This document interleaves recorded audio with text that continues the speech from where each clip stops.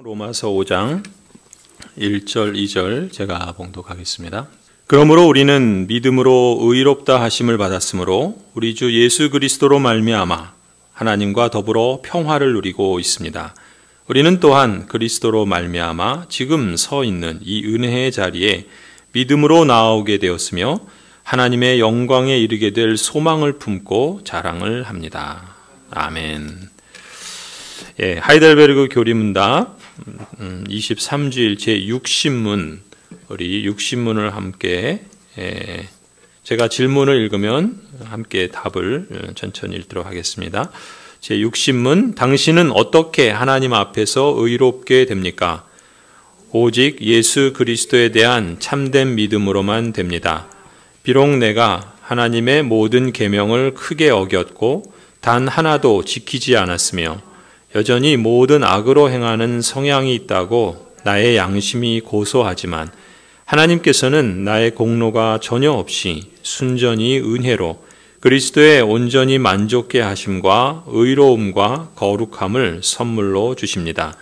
하나님께서는 마치 나에게 죄가 전혀 없고 또한 내가 죄를 짓지 않은 것처럼 실로 그리스도께서 나를 위해 이루신 모든 순종을 내가 직접 이룬 것처럼 여겨주십니다.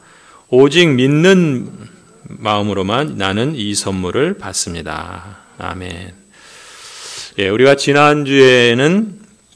지난번에는 칭의의 근거에 대해서 배웠죠. 그래서 칭의의 근거 두 문장으로 우리가 정리했었는데, 첫 번째는 오직 그리스도의 완전한 순종과 충분한 만족에 있다. 칭의의 근거는 여러분을 하나님께서 의롭다 여겨주신 그 근거가 무엇이냐?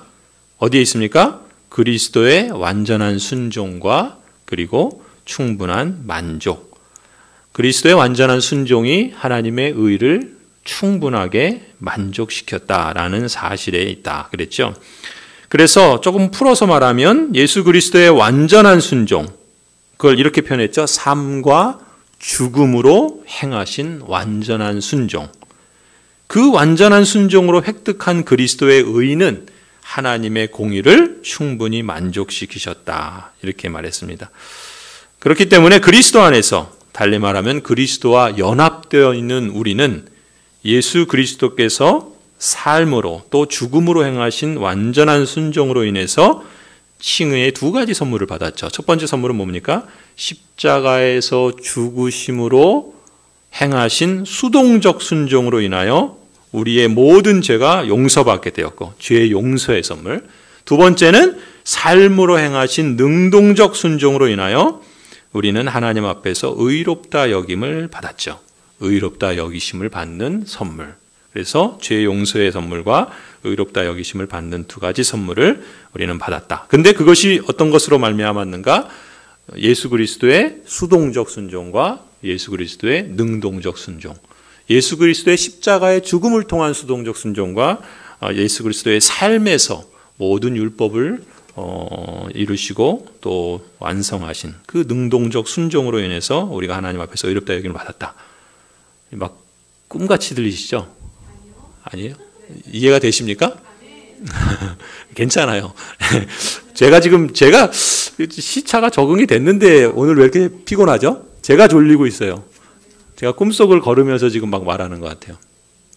더워서 그런가? 그죠? 자꾸 들으면 믿음은 들으면서 납니다. 자꾸 들으면 이제 열릴 때가 있어요. 그죠? 제가 반복을 했어요.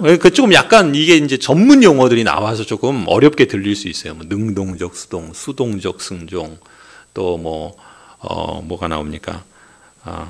오늘 이제 하는 부분이 이제 전가라는 걸 할 거예요. 원래 이제 제가 사실은 우리 주보에 나간 거는 칭의의 수단과 전가를 하려고 했는데 하다 보니까 이 양이 이게 또 너무 많더라고요. 그래서 두 개를 하면은 제가 3시간에 안에 못 끝낼 것 같아가지고 줄였습니다. 그래서 오늘은 사실 전가만 하려고 그래요. 전가만. 그러니까 조금 염려는 하지 않으셔도 됩니다. 가급적이면 오후 예배는 시간 안에 끝내려고 노력을 하겠습니다. 자, 이제 조금 다시 정리하면은 그러니까 여러분이 나한테 적용을 해서 내가 구원받았다. 그러니까 우리가 구원받았다라는 표현을 한 문장으로 말하지만 사실 그 문장에는 상당히 많은 그 하나님의 부요하심과 신비로움과 하나님의 능력과 역사와 섭리와 작정과 온갖 정말 그 풍요한 그런 그 보화 같은 진리들이 담겨 있는 거예요. 근데 우리는 그거를 그냥 난 예수님 믿고 천국 갈래 이걸로만 표현하면 그것도 맞죠. 맞는데 너무 빈약한 거잖아요. 그렇죠? 아바타 영화가 요즘 3시간짜리래요. 근데 시간 가는 줄 모른대요. 근데 아바타 보고 나서 아바타 재밌어. 맞죠? 근데 그걸 아바타 재밌어 이렇게 말하면 여러분 아바타 영화를 모르시니까 또 이게 느낌이 안 오시는데 아무튼 그런 거잖아요. 비유가 조금 적절하지 않은데 여러분 반응을 보니까 그런 것 같아요. 그냥 넘어가야 되겠어요. 자, 아무튼 여러분이 그러니까 이렇게 말하는 거예요. 내가 죄 용서를 받았다. 그리고 내가 의롭게 여김을 받았다. 근거가 뭐냐는 거죠. 그렇잖아요? 그냥 무턱대고 믿어. 이거는 이제 우리가 처음에는 그렇게 할 수 있어요. 믿음으로. 그렇지만 이제 신앙의 연륜이 쌓이면서 내가 믿고 있는 그 믿음의 내용이 뭔가, 내가 어떻게 구원받았고 그 구원받은 근거가 무엇인가라는 걸 내가 확고히 잡을 때 그때 내가 흔들리지 않는 그 신앙의 틀을 우리가 세우게 되고 거기서부터 우리에게 주신 하나님의 그 은혜들을 더욱 풍성하게 실감해 나간다는 거죠. 그 죄 용서와 의롭다 여김을 받는 근거가 뭔가, 뭐라 그랬습니까? 내 안에서 이루어진 어떤 것, 그리고 내가 행한 어떤 것으로 말미암지 않는다 그랬어요. 오로지 그리스도의 온전한 순종과 충분한 만족이 하나님에 의해서 여러분에게 전가되었기 때문이다. 우리가 웨스트민스터 웨스트민스터 대교리문답 제70문을 다루면서 이 부분을 했어요.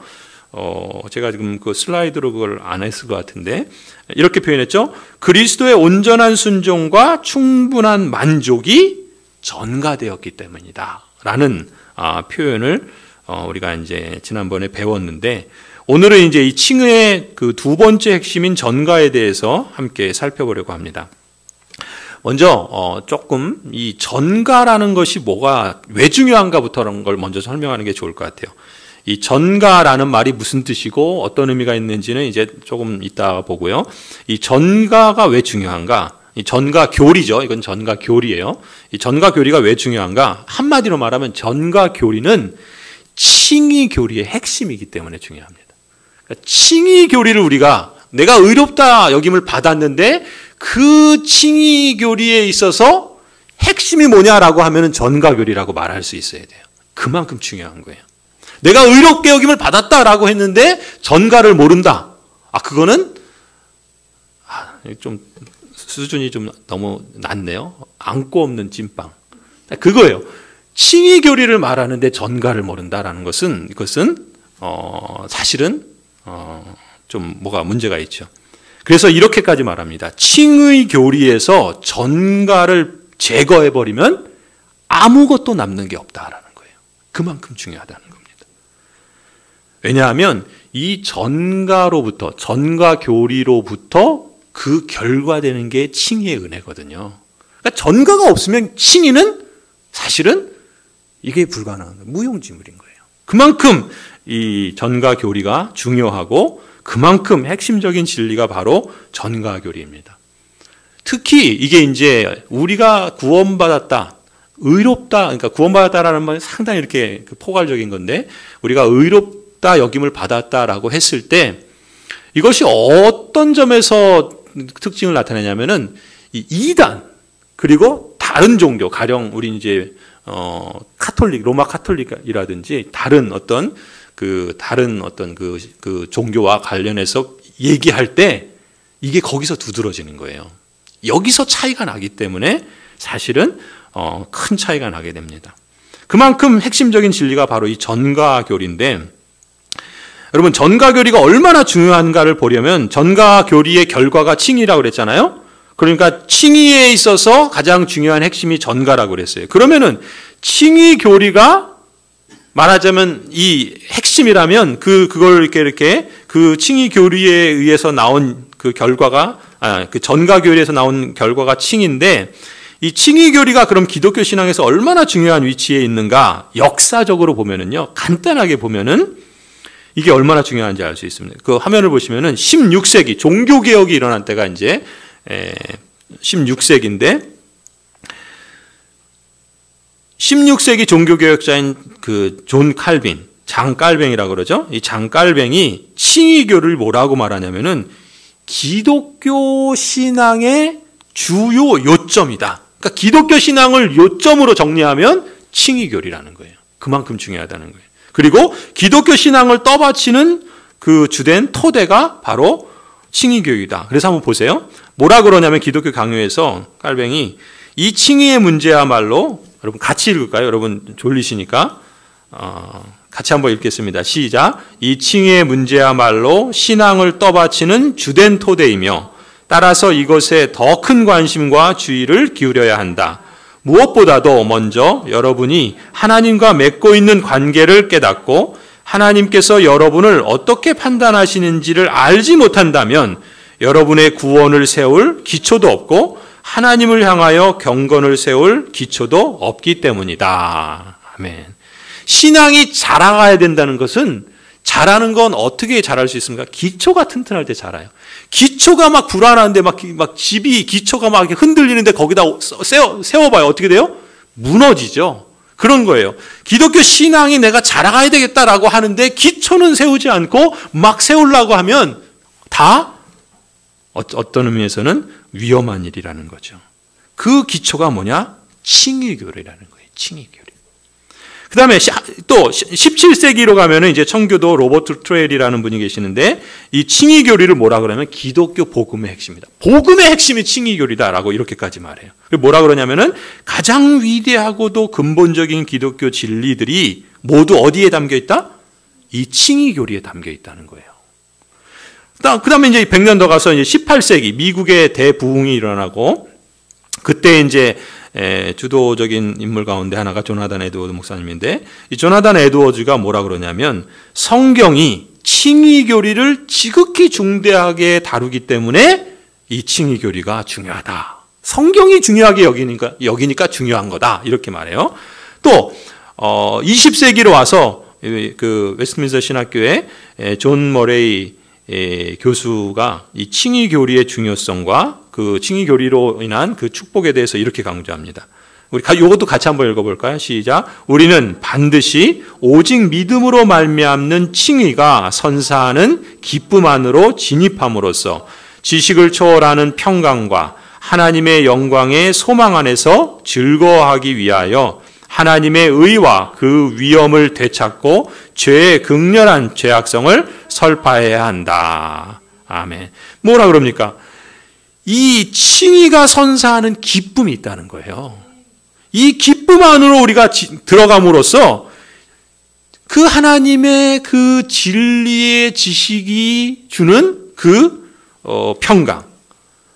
왜 평강이 지식에서 옵니까? 하나님이 어떤 분이신가? 그 앞에 그랬죠. 하나님이 그 칼빈이 말한 것 중에 그런 말이 있잖아요.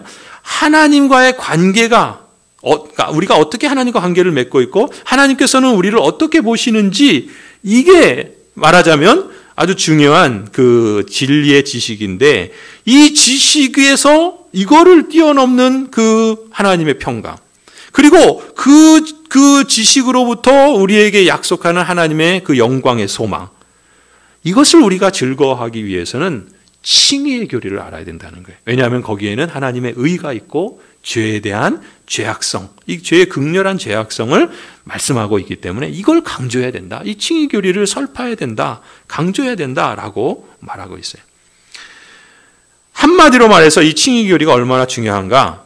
이 종교개혁을 시작했다라고 볼 수 있는 마틴 루터는요. 이 칭의 교리를 두고서 뭐라 그러냐면 교회가 서기도 하고 넘어지기도 하는 교리가 칭의 교리다. 그래서 교회에서 칭의 교리를 잘 안 가르친다.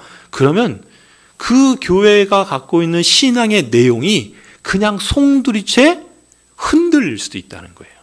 교회가 건강하게 서고 또 넘어지지 않는 데 있어서 가장 중요한 교리를 하나 뽑으라 그러면은 칭의교리라는 거예요. 우리가 예배당을 지어서 건강하게 세우는 것이 중요한데 예배당이 목적이 아니죠. 우리의 신앙을 제대로 세워야 되는데 그 신앙을 제대로 세우는 그 뼈대, 그 토대, 그 핵심, 그 요점, 그게 뭐냐? 칭의교리라는 거예요. 그런데 이렇게 중요한 칭의교리의 핵심 중에 핵심이 뭐라고요? 전가교리라는 거예요. 전가교리. 그만큼 중요하다는 거죠. 예, 이 정도 강조했으면은 얼마나 중요한지 더 이상 강조하지 않아도. 그래서 한마디로 이제 정리하면 칭의교리가 서기도 하고 넘어지기도 하는 중대한 교리가 바로 전가교리입니다. 왜냐하면 이제 이렇게만 하고 이제 일단 전가교리의 중요성을 넘어가고요. 두 번째는 전가의 그럼 의미가 뭐냐라는 거죠. 그렇죠? 이제 전가라는 말을 쓰고 있는데 이 전가가 무슨 말인가? 웨스트민스터 대교리 문답 70문 한번 화면이 있나요? 없나요? 없나 보네요. 예. 그러면은 거기에 이제 우리가 이제 칭의를 말할 때 대교리 문답 70문에서는 이렇게 말했어요. 우리가 모든 죄를 용서받고 의롭다고 받아들여진 것은 오로지 그리스도의 온전한 순종과 충분한 만족이 하나님에 의해 여러분에게 전가되었기 때문이다. 이렇게 한번 봐주실래요? 있을 텐데. 핵심어 두 번째. 그쵸, 그거. 예. 제가 저게 안 보이는데. 그죠? 예. 그리스도의 온전한 순종과 충분한 만족이 하나님에 의해 여러분에게 전가되었기 때문이다. 이게 이제 칭의교리의 핵심 내용이에요. 두 번째 문장이죠. 우리가 지난번 했을 때. 이게 이제 대교리 문답 70문에 나오는 내용인데, 여기 보면은 뭐가 나옵니까? 핵심어, 두 가지 핵심어, 그리스도의 온전한 순종과 충분한 만족이 하나요. 두 번째 핵심어는 전가라고 그랬어요. 그래서 전가라는 말의 그 사전적인 뜻을 찾아보니까요. 네이버 국어 사전에서는 전가를 이렇게 설명합니다. 잘못이나 책임을 다른 사람에게 넘겨 씌우는 것을 전가라고 그래요. 그러니까 책임 전가한다라는 말을 쓰잖아요. 그렇죠? 그러니까 잘못이나 어떤 책임을 다른 사람에게 넘겨 씌우는 것을 전가한다. 이제 이해가 되시죠? 전가라는 말이 무슨 뜻인가? 그러니까 이게 전가 교리예요, 말하자면. 그러면은 이 전가 교리와 관련해서 이제 신학자는 어떻게 설명하냐면은 이 전가라는 말을 이렇게 표현해요. 벤자민 워필드라고 하는 개혁주의 신학자가 계시는데 이분은 전가를 이렇게 말합니다. 어떤 사람이 담당할 것을 다른 사람에게 지우거나 다른 사람에게 돌리거나 다른 사람에게 옮기거나 다른 사람 것으로 간주하는 것을 전가한다 그래요. 전가. 사실 비슷해요. 어떤 사람이 담당할 것을 다른 사람에게 지우는 것. 어떤 사람이 담당할 것을 다른 사람에게 돌리는 것. 그리고 다른 사람에게 간주하는 것, 옮기는 것. 이게 전가라는 거예요. 그러면은 여러분 성경에서 그럼 전가를 가르치느냐? 당연히 성경에서 이 교리가 나오니까 있어야 되겠죠. 로마서 4장 3절 6절 말씀입니다. 거기 보시면 개역개정을 보시면요. 이렇게 말씀했어요. 성경이 무엇을 말하느냐? 아브라함이 하나님을 믿음에 그것이 그에게 의로 여겨진 바 되었느니라. 일하는 자에게는 그 삭시 은혜로 여겨지지 아니하고 보수로 여겨지거니와 일을 아니할지라도 경건하지 아니한 자를 의롭다 하시는 이를 믿는 자에게는 그의 믿음을 의로 여기시나니 일한 것이 없이 하나님께 의로 여기심을 받는 사람의 복에 대하여 다윗이 말한 바. 이제 이렇게 이제 이어지는데 여기 보면은 반복되는 표현이 있죠. 뭐가 있습니까? 3절에 보면은 의로 여겨진 바 되었다.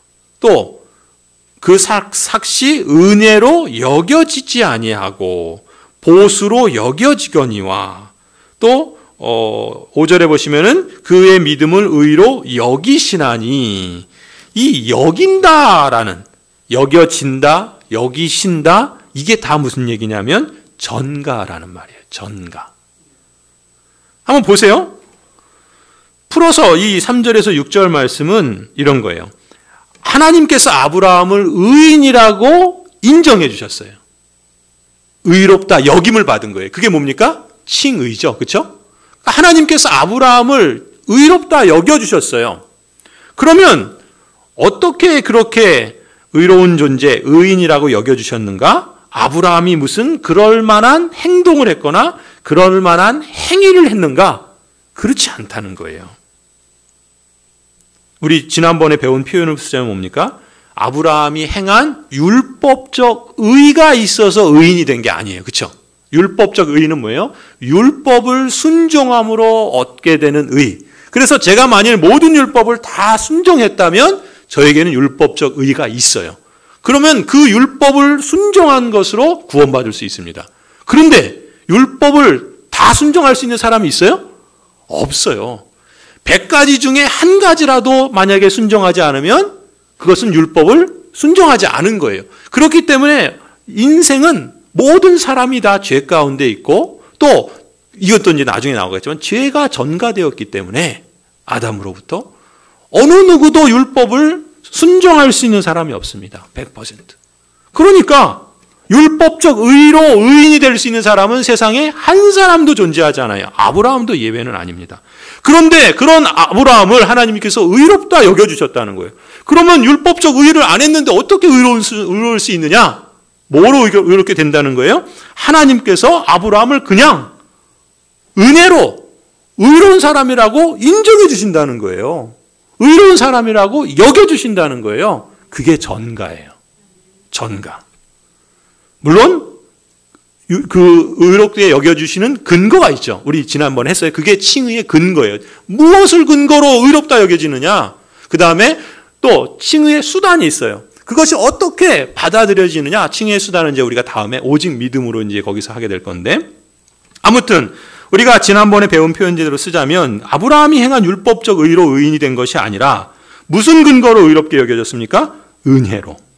그죠? 그 4절에 그랬잖아요. 일하는 자에게는 그 삭시 은혜로 여겨지지 아니하고 보수로 여겨지거니와 이를 아니할지라도 경건하지 아니한 자를 의롭다 하시는 이. 그러니까 아브라함은 율법적 의를 행하지도 않았는데 의롭다고 여겨주셨어요. 뭐로? 은혜로. 은혜로라는 건 뭐예요? 그냥 거저, 선물로. 그가 행한 어떤 행위나 행동 때문이 아니라 그냥 그렇게 여겨주셨다는 거예요. 그래서 은혜로라는 말을 앞에서 배운 표현으로 쓰면 뭐예요? 예수 그리스도께서 삶과 죽음으로 행하신 완전한 순종으로 획득한 그리스도의 의로 인하여. 이게 이렇게 되겠죠. 그리스도의 의로 인하여. 이것이 의롭다 여김을 받는 칭의의 근거라고 그랬죠. 그래서 앞서 우리가 강조한 표현은 뭐예요? 그리스도의 온전한 순종과 충분한 만족. 이게 칭의의 근거예요. 그리스도의 온전한 순종과 충분한 만족. 이게 이제 칭의의 근거다라고 했죠. 자, 그리고 이 칭의의 선물을 받는 수단이 뭐냐면 오직 믿음으로예요. 칭의의 선물을 받는 수단이 오직 믿음으로. 그러니까 칭의의 수단은 오직 믿음이다라는 걸 이제 우리가 다음에 할 거고. 그래서 3절 보세요. 그게 이제 이미 3절에 있어요. 아브라함이 하나님을 믿음에 그것이 그 아브라함의 믿음을 아브라함에게 의로 여겨진 바 되었다. 칭의의 수단이에요. 수단. 믿음으로. 오직 믿음으로. 여러분이 의롭다 여김을 받는 것은 어떤 수단을 통해서? 오직 믿음이라는 수단을 통해서. 또 5절도 보세요. 이를 아니할지라도 경건하지 아니한 자들을 의롭다 하시는 이를 믿는 자에게는 그의 믿음을 의로 여기시나니. 그러니까 아브라함이 의인이 될 만한 일을 아무것도 하지 않았는데 하나님께서는 은혜로 선물로 아브라함을 의인이라고 여겨주신 것이에요. 여러분, 그리고 5절 6절을 보시면은 거의 같은 말을 반복하고 있어요. 그죠? 한번 보세요. 5절 6절을 보시면 이를 아니할지라도 경건하지 아니한 자를 의롭다 하시는 이를 믿는 자에게는 그의 믿음을 의로 여기시나니. 6절 일한 것이 없이 하나님께 의로 여기심을 받는 사람의 복에 대하여. 그럼 거기 뭐가 반복됩니까? 일을 아니할지라도 일한 것이 없이. 같은 말이죠. 경건하지 아니한 자를 의롭다 하시느니 하나님께 의로 여기심을 받는 사람. 같은 말이죠. 근데 정확한 표현을 보세요. 5절은 뭐라 그럽니까? 의롭다 하시는다 그래요. 의롭다 하신다. 이게 뭐예요? 칭의죠. 의롭다 여김을 받는 거. 그렇죠? 그러니까 경건하지 아니한 사람을 의롭다 하시는 것, 의롭다 여김을 받는 거죠. 사람의 입장에서는. 근데 6절은 뭐래요? 의롭다 여김이 아니라 의로 여긴다 이랬어요. 의로 여긴다. 이게 뭐예요? 의로 여긴다라는 말이 전가예요. 전가. 이해가 약간 그 차이를, 그 미묘한 차이를 여러분 느끼시겠어요? 의롭다 여기는 것은 칭의. 의롭지 않은 사람을 의롭다 여겨주시니까 그건 칭이고, 의로 여기신다라는 것은 의가 아닌데 의를 행한 것이 없는데 의를 행한 것으로 여겨주는 거예요. 그게 전가예요. 그러니까 무슨 얘기를 하려고 그러냐면은 5절과 6절은 사실은 거의 같은 의미로 나란히 쓰고 있어요. 이걸 대꾸법이라고 그래요. 같은 의미를 표현을 조금 달리게 해서 그 의미를 강조하는 거예요. 시편을 보면은 여호와는 나의 산성이요 여호와는 나의 요새이십니다. 산성이나 요새나 같은 말이잖아요. 근데 여호와께서 나를 지키시고 보호하시고 나의 힘이 되신다라는 것을 강조하기 위해서 여호와는 나의 산성이요 여호와는 나의 요새입니다 라고 말하는 거예요. 같은 의미예요. 여기서도 말하는 거예요. 의롭다 하심을 받는 거랑 의로 여기신다라는 거랑 사실 같은 의미예요. 근데 의롭다 여김은 칭의를 말하는 거고 의로 여김은 전가를 말해요. 그러니까 칭의와 전가는 사실 나란히 쓰고 있다라는 것이 이 로마서 4장에서 우리가 확인할 수 있는 내용이라는 거예요. 아직도 좀 감이 안 올 수도 있어요. 여기서 중요한 건 어쨌든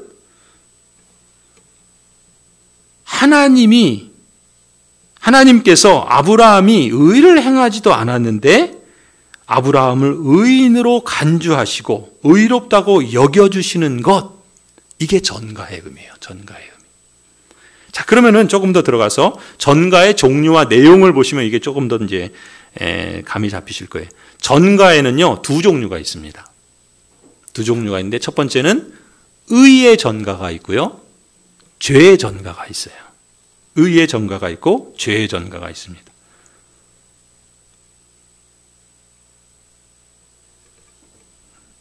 자, 그러면은 우리가 칭의, 의롭다 여김과 관련해서 우리는 그리스도의 전가에 대해서만 지금 다루는 거예요. 그리스도의 전가. 왜냐하면 우리가 의롭다 여김을 받은 것은 무엇을 통해서? 예수 그리스도의 온전한 순종과 충분한 만족. 이게 핵심이라고 그랬잖아요. 근데 그것이 우리에게, 그리스도로부터 우리에게 전가된 거예요. 이렇게 말하는 건데, 이제. 자, 그리스도의 전가에 대해서만 말하는 거예요. 왜 그러냐면 이제 우리가 조금 더, 그리스도의 전가에 대해서 말하는데, 이 그리스도의 전가는 두 가지가 있다라는 거예요. 죄의 전가, 의의 전가. 이 무슨 얘기냐면, 결론부터 말하면, 죄의 전가는 뭐예요? 죄의 전가는 나의 죄가 그리스도에게 전가되는 것을 죄의 전가라고 그래요. 의의 전가는 그리스도의 의가 나에게 전가되는 것이 그리스도의 의의 전가예요. 의의 전가. 그러니까 신기하죠? 나에게는 죄밖에 없는데 그 죄가 그리스도에게 떠넘겨지고 그리스도에게는 완전한 순종을 통한 의가 있는데 그 의가 나한테 있는 것으로 간주해 주신다는 거예요. 이게 죄의 전가와 의의 전가입니다. 그래서 그리스도의 전가는 죄의 전가, 의의 전가 이 두 가지가 있어요. 칭의와 관련해서. 사실은 성경에는 우리 종교개혁자들이나 개혁주의 신학자들은 전가의 삼중적 전가를 말합니다. 무슨 얘기냐면 여러분 전가는 어디서부터 나왔을까요? 그렇죠. 맞습니다. 아담이 범죄한 그 죄가 우리에게까지 전가되죠. 그게 아담으로 인한 죄의 전가예요. 모든 사람이 왜 죄인입니까? 아담의 죄 때문에 그 원죄로 인해서 우리도 나면서부터 죄인인 거예요. 그러니까 아담의 죄가 우리에게 돌려진 거잖아요. 아담의 잘못이 우리가 잘못한 것으로 여겨지는 거잖아요. 그래서 아담의 죄가 우리에게 전가된 아담의 죄의 전가가 있어요. 근데 이 부분은 우리가 여기서는 칭의와 관련해서는 잠깐 간단하게 제가 설명하고 아마 다음에 이걸 좀 더 자세히 다룰 기회가 있겠지만 이걸 간단히 요약하면 로마서 5장 17절에 한번 보세요. 로마서 5장 17절을 보면은 한번 같이 읽어볼까요? 시작. 아담 한 사람의 범죄 때문에 그 한 사람으로 말미암아 죽음이 왕노릇하게 되었다면 넘치는 은혜와 의의 선물을 받는 사람들은 예수 그리스도 한 분으로 말미암아 생명 안에서 왕노릇하게 되리라는 것은 더욱더 확실합니다. 아멘. 여기 보세요. 아담 한 사람의 범죄 때문에 그 한 사람으로 말미암아 죽음이 왕노릇하게 됐어요. 누구에게? 모든 사람에게. 그죠? 그러니까 아담의 범죄가 모든 인류에게 전가된 거예요. 그죠? 그런데 그 다음 보세요. 예수 그리스도 한 분으로 말미암아 생명 안에서 왕노릇하게 되리라. 무슨 얘기입니까? 예수님의 그 생명, 예수님의 그 의로우심이 전가된다는 거예요. 근데 여러분 보세요. 누구에게 전가될까요? 모든 사람에게 전가될까요? 그렇죠. 그 칭의의 그 수단은 믿음이라고 그랬어요.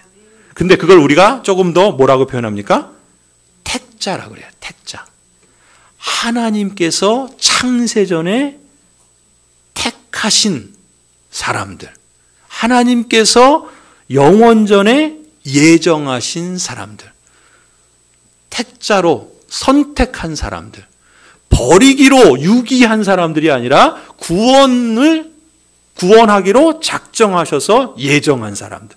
택자들. 그러니까 예수 그리스도의 생명과 의로움은 모든 사람에게 전가되는 것이 아니라 예수님을 믿는 택자들에게 전가됩니다.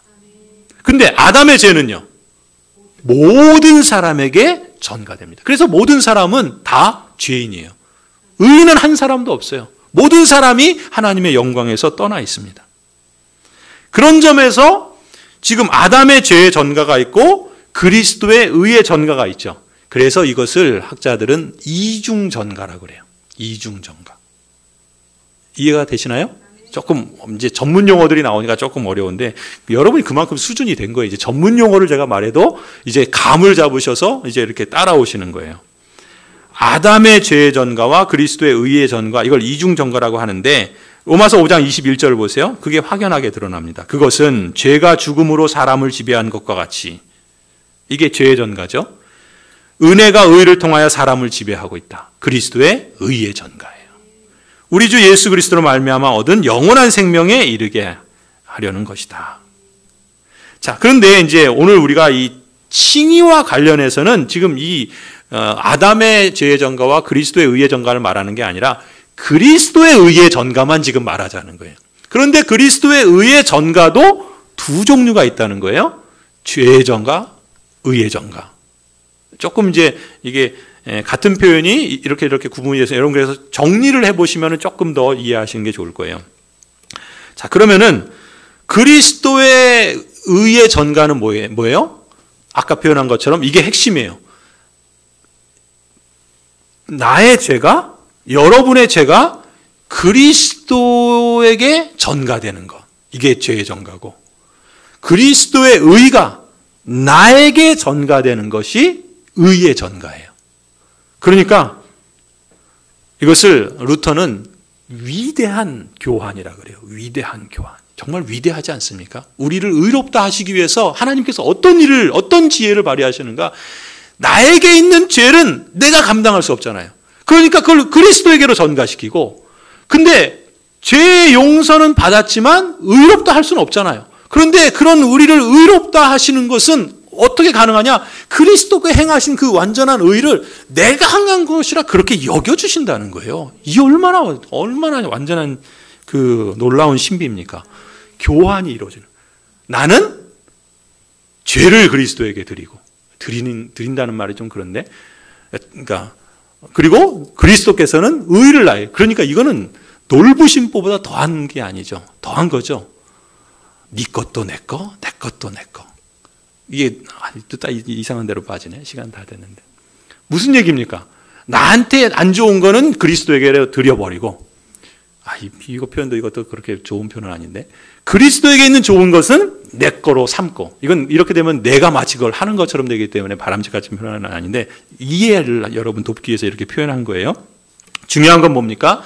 나의 죄가 그리스도에게 전가되는 죄의 전가와 그리스도의 의가 나에게 전가되는 의의 전가가 있다. 그리스도의 의의 전가를 말할 때 이렇게 말하는 거예요. 놀라운 일이죠. 자, 그러면 한번 구체적으로 보시면, 그러면 전가된다 그러는데, 그러니까 죄가 그리스도에게 전가되고 그리스도의 의가 나에게 전가된다라고 했는데, 그러면 전가되는 구체적인 내용이 뭐냐라는 거예요. 구체적인 내용. 그럼 보세요.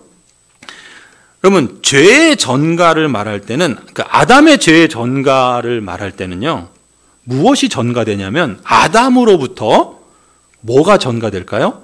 죄의 결과인 죄의 책임이 전가됩니다. 우리가 죄에 대한 책임을 져야 돼요. 그리고 죄가 우리에게 주는 결과가 뭐냐면은 부패와 오염입니다. 우리는 부패하고 오염돼 있어요. 그리고 그 궁극적인 결과가 뭡니까? 그렇죠. 사망이에요. 그러니까 아담의 죄로부터 우리에게 전가되는 그 전가의 내용이 뭐냐면 죄의 책임이 우리에게 전가되고 또 그 죄가 우리에게 낳는 결과인 부패와 오염이 우리에게 전가되고 그리고 결국 궁극적으로 죄의 그 결과인 죽음이 우리에게 전가됩니다. 그래서 이 세 가지 때문에 죄의 책임과 부패와 오염과 사망이 우리에게 전가되기 때문에 모든 사람은 죄인이라 그러는 거예요. 그러니까 그 전가되는 내용이 이 세 가지를 말합니다. 그러니까 거꾸로 말하면 예수 그리스도의 구속은 우리에게 어떤 은혜를 가져다 줍니까? 죄의 책임에 대해서 해결해 주세요. 부패와 오염의 문제를 해결해 주십니다. 우리를 흠없고 정결하게 하십니다. 그리고 우리를 사망이 아니라 생명으로 옮기십니다. 이게 은혜잖아요. 그렇죠? 그래서 그리스도로부터 우리는 무엇을 전가받는가? 예수 그리스도의 의를 전가받아요. 예수 그리스도의 의. 한마디로 말하면 우리가 율법적 의가 있고 그리스도의 의가 있다고 그랬잖아요. 그러니까 예수님으로부터 전가되는 것은 그리스도의 의가 전가됩니다. 근데 그 그리스도의 의에는 뭐가 있어요? 그리스도의 의에는 두 가지가 있다는 거예요. 아까 말한 것처럼 죄의 전과 의의 전가. 이렇게. 자, 그러면은 예수 그리스도의 의는 뭐라고 그랬죠? 복습하면은 시간이 다 됐네요. 하나님께서 제정하신 법을 그리스도께서 완전히 순종해서 얻는 의를 그리스도의 의라고 그랬어요. 그렇죠?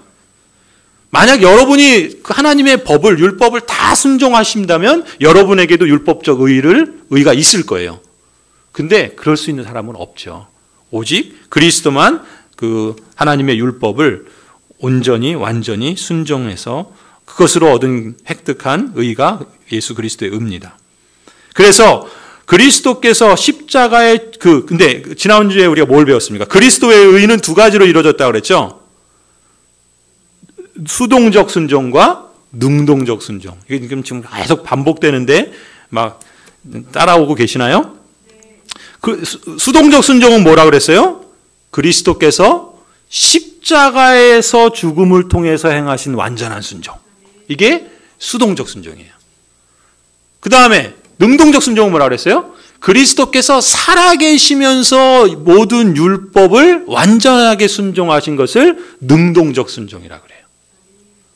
전문 용어지만 이제 여러분 자꾸 들으면서 이제 그걸 그러니까 그리스도의 의는 두 가지로 이루어져 있어요. 수동적 순종과 능동적 순종. 그러니까 이게 왜 우리의 구원과 연결됩니까? 그리스도의 수동적 순종은 뭐예요? 우리의 택하신 사람들의 모든 죄를 대속하기 위한 제물로서 하나님의 의를 충분히 만족시키시는 거예요. 그 그리스도의 수동적 순종으로 획득한 그 의를 우리에게 전가해 주시니까 우리는 더 이상 우리의 죄에 대해서 우리 자신이 죽는 것이 아니라 그리스도께서 죽으심으로 완전한 순종을 이루셨기 때문에 그 의가 나에게 전가되어서 그 의를 근거로 해서 우리는 죄 용서를 받게 됐다는 거예요. 수동적 순종으로 인한 의가 예수 그리스도로부터 우리에게 전가됨으로 우리의 모든 죄에 대한 사면을 받습니다. 모든 죄에 대한 과거의 죄, 현재의 죄, 미래의 죄. 모든 죄. 그죠? 그 다음에 그리스도께서 행하신 능동적 순종. 이건 뭐예요? 사시면서 율법을 완전하게 행하신 그 그리스도의 의. 이게 그리스도의 능동적 순종이라고 그랬죠. 그러니까 이건 뭐예요? 그리스도의 능동적 순종은 모든 율법과 계명을 온전하고 완전하게 지키시고 순종하심으로써 하나님의 의를 만족시키신 거예요. 그 하나님의 의를 만족시키신 그리스도의 능동적 순종이 우리에게 전가됨으로 인해서 우리가 그렇게 의로운 일을 행했다라고 하나님이 여겨주시는 거예요. 그게 전가예요. 의의 전가. 그래서 우리는 하나님 앞에서 완전히 의롭게 된 사람들이라는 것입니다. 놀랍죠? 그래서 루터는 이 전가 교리를 그리스도와 죄인 사이에 놀라운 교환이라, wonderful exchange라 그래요. 놀라운 교환이 이루어졌다는 거예요. 예수 그리스도께서는 우리의 것이 아닌 것을 우리에게 주시고 그분의 것이 아닌 것을 우리로부터 취해 가셨어요. 이해되시죠? 우리의 것이 아닌 게 뭡니까? 그리스도의 것인데 우리의 것이 아닌 그리스도에게 있는 게 뭐예요? 그렇죠. 그리스도의 의죠. 그거를 우리에게 주셨어요.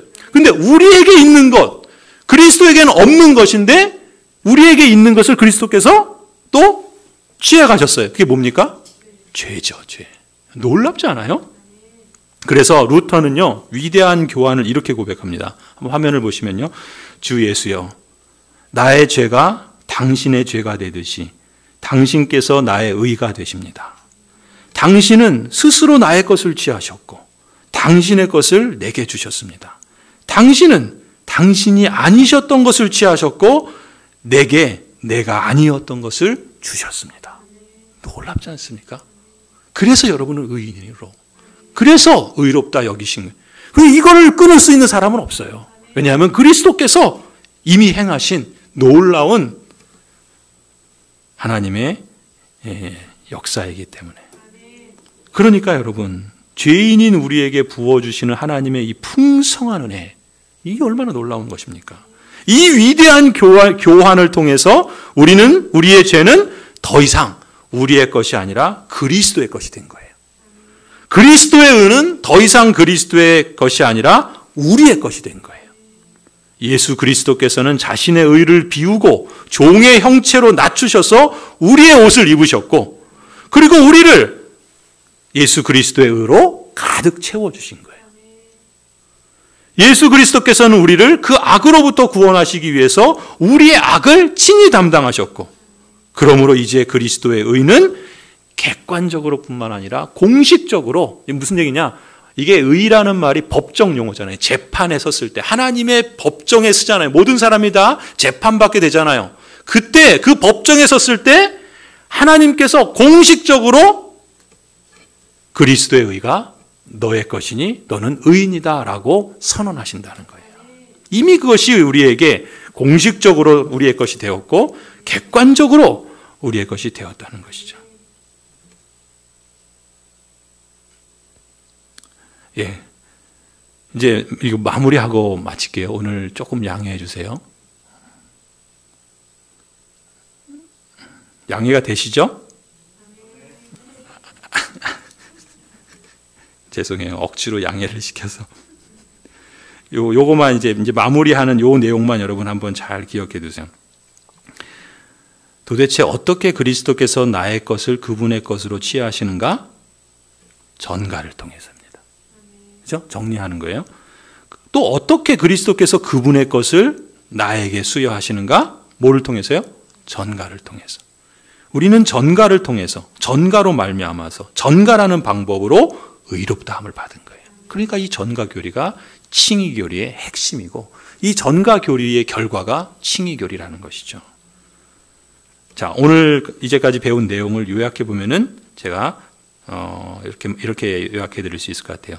그리스도는 죄인인 우리 대신에 능동적 순종과 수동적 순종을 하나님 앞에서 온전하고 완벽하게 행하셨습니다. 그리고 이 순종이 그리스도의 의가 되었고 그 의가 우리에게 전가되었습니다. 비록 죄인인 우리는 그리스도처럼 고난을 받지 않았고 율법을 완벽히 지키지도 못했지만 하나님은 우리에게 전가된 그리스도의 의를 보시고 우리를 의롭다고 인정해 주십니다. 그러므로 죄인이 의인이 된 모든 공로는 그리스도에게 돌려져야 합니다. 그리스도가 능동적, 수동적 순종으로 공로를 획득하셨고 죄인인 우리는 그 공로에 의지할 때만 의롭게 될 수 있기 때문입니다. 자, 그래서 이제 결론. 육신문 다시 한번 보세요. 당신은 어떻게 하나님 앞에서 의롭게 됩니까? 여러분, 이 말씀을 이제 이게 좀 더 이렇게 마음으로 와닿으실 거예요. 여러분은 어떻게 하나님 앞에서 의롭게 됩니까? 오직 예수 그리스도에 대한 참된 믿음으로만 의롭게 됩니다. 이거 믿음의 칭의의 수단에 대해서는 오직 믿음으로. 우리 종교개혁자들이 그 5가지 솔라라는 게 있다고 그러잖아요. 오직 믿음으로. 이건 이제 우리가 다음 주에 살펴볼 거고요. 그 다음 내용을 보세요. 비록 내가 하나님의 모든 계명을 크게 어겼고 단 하나도 지키지 않았으며 여전히 모든 악으로 향하는 성향이 있다고 내 양심이 스스로 고소하지만, 그죠? 하나님께서는 어떻게 하십니까? 나의 공로가 전혀 없이 순전히 은혜로 그리스도의 온전히 만족해 하심과 의로움과 거룩함을 우리에게 선물로 주십니다. 하나님께서는 마치 나에게 죄가 전혀 없고 또한 내가 죄를 짓지 않은 것처럼, 죄의 전가죠. 실로 그리스도께서 나를 위해 이루신 모든 순종을 내가 직접 이룬 것처럼 의의 전가죠. 여겨주십니다. 이게 전가잖아요. 오직 믿는 마음으로만 나는 이 선물을 받습니다. 여러분에게 이 선물이 이미 주어진 줄로 믿습니다. 예, 하나님의 신비로운 지혜와 이 영광스러운 능력으로 의롭게 된 성도 여러분, 그래서 오늘 로마서 5장 1절 2절이 나오는 거예요. 그러므로 우리는 믿음으로 의롭다 하심을 받았으므로 어떻게 하자고요? 우리 주 예수 그리스도로 말미암아 하나님과 더불어 평화를 누리시라고요. 평화를 우리는 누리고 있습니다. 우리는 또한 그리스도로 말미암아 지금 서 있는 이 은혜의 자리에 믿음으로 나아오게 되었으며 하나님의 영광에 앞으로 이르게 될 그 소망을 품고 그 하나님을 자랑합니다. 이 평화와 영광의 소망이 여러분의 자랑이 되고 여러분을 자유케 하신 하나님을 기꺼이 섬기는 유일한 이유가 되시기를 간절히 축원합니다.